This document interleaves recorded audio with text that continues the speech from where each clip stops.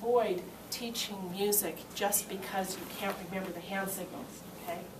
We want the hand signals to reinforce. We don't just teach the hand signals to teach the hand signals. So let's do another song, or let's do another way of reinforcing. We can reinforce not only with hand signals, but we can also reinforce with body signals. So we could go, "Good morning, Mrs. Owen," and then you would go, "Good morning." Oh yeah, that's the one. See, I screw up my words too. "Good morning, boys and girls. Good morning, Mrs. Owen." Or I could say, I'm going to put it on a different part of the body. How about, "Good morning, Mrs. Owen. Good morning, boys and girls. Good morning, Mrs. Owen. Good morning, boys and girls." Good morning, Mrs. Owen. I get a phone call. We're sitting in a circle in kindergarten, first grade, second grade, third grade, or we're in our desks in fourth grade. We've been doing this. I get a phone call, and I've got to take the phone right away next to my door, and I point to somebody and I say, "Will you please lead good morning using other hand signals? You make them up." And I go get my phone call, and I've got a student who knows exactly what to do. "Good morning, good morning, Mrs. Owen. Good morning, Mrs. Owen," and can lead that activity. It's just like Simon says, okay? And that becomes a classroom management tool. All right, to be able to use singing to fill in a spot in an emergency is a classroom management tool.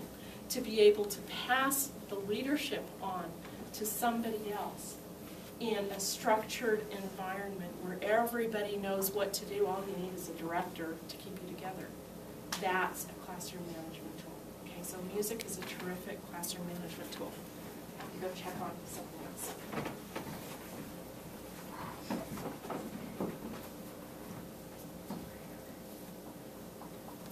Okay, have a seat for a minute, please.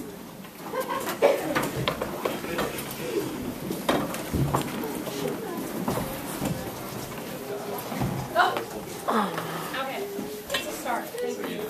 Thanks. So you can adapt that same song, that same two notes to help with procedures. You're taking attendance.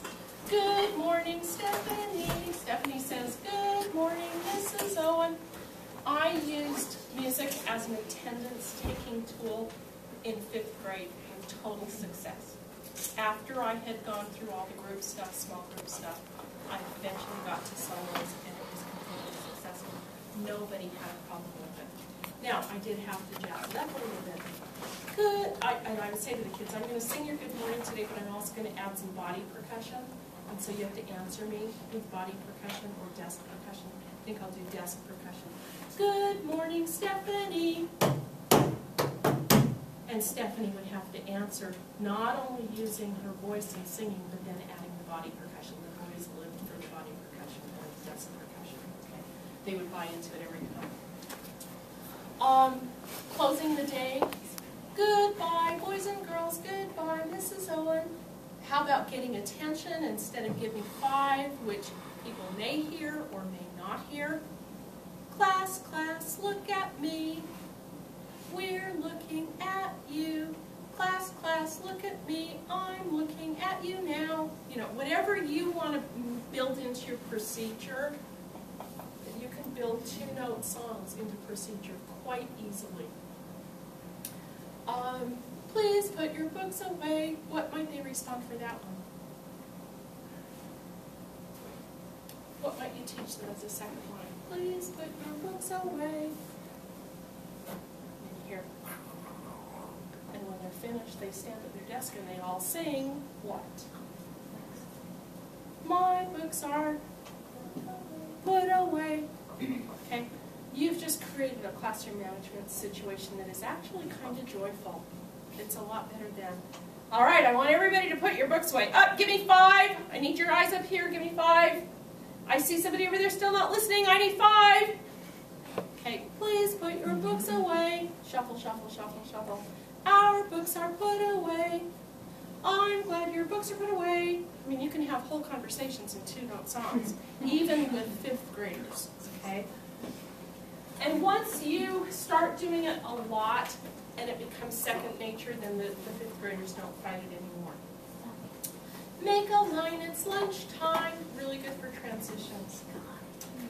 So I want you to consider for a minute that what we really did just now is we used the basic recipe for success that is not at all research-based.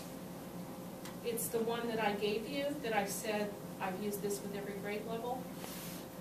And that is to start with a song and add layers and make sure some of those layers are singing, movement, beat, body signals.